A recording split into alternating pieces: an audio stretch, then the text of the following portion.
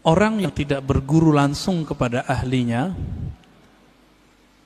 tidak mendapatkan satu benefit rohani yang disebut dalam hadis Abu Dawud. Apa kata Nabi? Nadrallahu mra'an. Allah beri nadrah. Nadrah ini nama lain dari nawwara. Allah beri cahaya yang memancar di wajah. Nadrallahu mra'an, Allah akan pancarkan cahaya lewat wajah seseorang sami'a maqalati, yang mau berguru langsung mendengarkan hadisku. Orang Arab dulu kalau menyebut sami'a itu nggak mungkin online, nggak mungkin lewat Google, mesti berguru ke ahlinya. Nggak mungkin. Kenapa? Dulu disebut sama pasti hadir.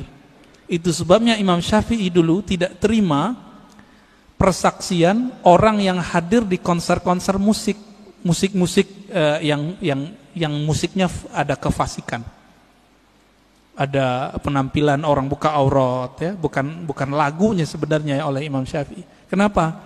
Sami'ah, begitu kalimatnya, karena dia hadir mendengar itu dulu nggak mungkin lewat MP3. Jadi dulu orang mendengarkan musik, melihat para seniman-seniman musik itu dulu, dia sudah bermaksiat lahir batin.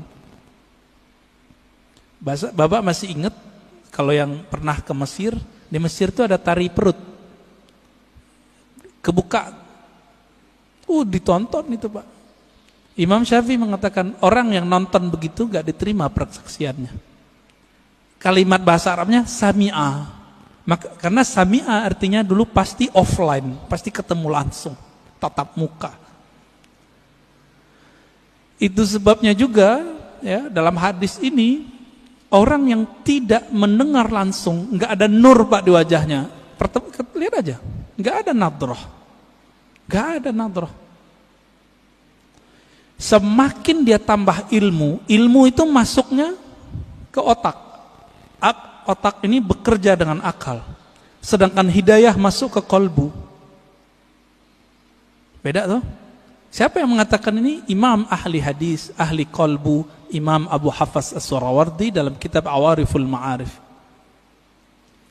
Makanya banyak orang berilmu belum tentu dia punya hidayah di kolbunya. Kalau itu yang terjadi, tambah ilmu, tambah sombong. Jadi kalau dengerin kajian di YouTube, di TV-TV online, TV-TV satelit, apa yang terjadi? Wah, ini bahan nyalahin orang masjid nih.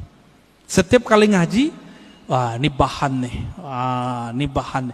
Ketika dapat link-link di Google, link-link di YouTube, wah share di grup, ini bisa untuk membantah bid'ah yang ada di masjid. Jadi niatnya selalu untuk orang, bantah orang, bantah orang, bantah orang.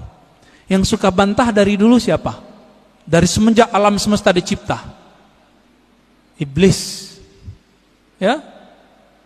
Yang suka bantah itu iblis, Pak. Yang suka bantah itu iblis.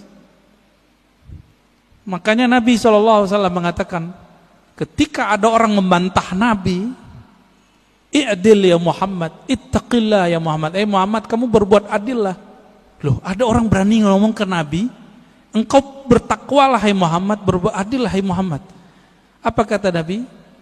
Akan muncul dari orang ini, akan muncul dari kelompok dia, sekelompok orang yang jika baca Quran dan Sunnah, padahal dia lancar baca Quran dan Sunnah, link-linknya lancar Pak, tapi tidak tembus imannya ke dalam kalbunya. Fa idza laqitumuhu faqtuluhum. Wah, ini yang berat ini. Jika engkau bertemu mereka, maka kalimatnya gimana cara terjemahan ini Ustaz? Faqtuluhum, bunuh mereka. Loh, berat. Oh, ternyata ini hadis namanya hadisul qadha. Hadis mahkamah pengadilan. Jika diperintahkan oleh pimpinan negara kita perangi orang itu, kita wajib perangi. Sama dengan hadis mengenai penghina Rasulullah. Jika itu ditetapkan oleh pemimpin, boleh, baru boleh. Nggak boleh ustadz yang mengatakan. Jadi misalnya nih bapak nih, kan dapat meme sekarang. Aku penggal lehermu, wahai penghina Nabi. Itu orang jahil. Nggak boleh ngomong begitu. Kenapa? hadis mengenai memenggal, membunuh orang penghina Rasulullah SAW, hadisnya cuma hasan. Dan ini bertentangan dengan kisah Nabi waktu di Taif. Nabi dihina, bukan lagi dibuat gambarnya, dihina, dilempar di Taif. Apa kata Nabi? Hancurkan Taif atau selamatkan Taif? Selamatkan ya Allah, semoga keturunan mereka beriman kepadaku. Jibril datang, apa kata Jibril? Ya Muhammad, maukah engkau aku hancurkan negeri Taif? Satu kali tiup, satu kali kibas, habis Taif, Pak. Karena Jibril punya sayap, sayapnya dibuka, ketutup langit dan bumi. Tinggal dikibas. Tapi Nabi Muhammad bilang apa? Di sini saya tahu, tambah mengenal sosok Nabi Muhammad. Ternyata beliau lebih berkualitas tinggi dibandingkan Jibril. Apa kata Nabi Muhammad? La ya Jibril, enggak boleh ya Jibril. Kenapa? Nabi Muhammad itu induk alam semesta. Karena beliaulah Adam ada, alam ini ada. Kalau seorang ibu, maukah anaknya dibunuh? Maukah Pak? Anaknya dibunuh? Enggak mau. Nabi meskipun melihat anak-anak rohaninya ini, pancaran-pancaran dari dirinya ini, belum kenal dia, beliau enggak bilang hancurkan ya Allah, enggak. Itulah orang tua sejati, orang tua rohani Nabi Muhammad SAW. Ya, Jibril nggak sabar Pak, pantas toh Jibril nggak jadi nabi di sini. Ya, udah mulai faham siapa Nabi Muhammad SAW. Maka saya tanya kepada orang yang ingin menggal pembuat karikatur Nabi, ente jangan kira saya tidak emosi. Saya emosi dengan orang yang buat karikatur Nabi. Bahkan yang bilang orang tua Nabi di neraka aja mau saya bunuh. Tapi kita nggak boleh membunuhnya.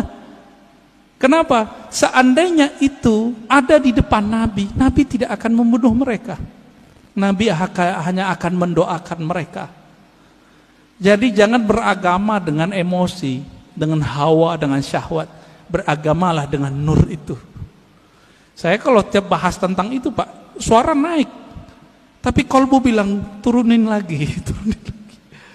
Ada ustadz bilang orang tua Nabi masuk neraka, waduh kebakar kita Pak. Apalagi yang keturunan Rasulullah kayak Habib Ges, Habib Lutfi, Habib. Perasaannya gimana Pak? Kakek ente masuk neraka gitu. Anak neraka, cucu neraka, kira-kira gimana? Nggak punya perasaan mereka itu. Oh hadisnya sahih, iya ini hadis sahih secara sanad, matannya tidak. Ilmu hadis itu bukan hanya ilmu tahu ini sahih tidak sahih, tapi juga ilmu tentang matannya. Ilmu matan hadis, wajib belajar akidah. Maka ciri-ciri orang yang menyimpang dari ahlus sunnah, membaca hadis tidak dengan kaidah akidah ahlus sunnah, fikih ahlus sunnah, dan ilmu tasawuf ahlus sunnah. Menyimpang dari itu, jadinya kayak mereka itu. Kurang ajar sama Rasulullah Sallallahu Alaihi Wasallam. Gimana Tad? Udah Tad? Baik.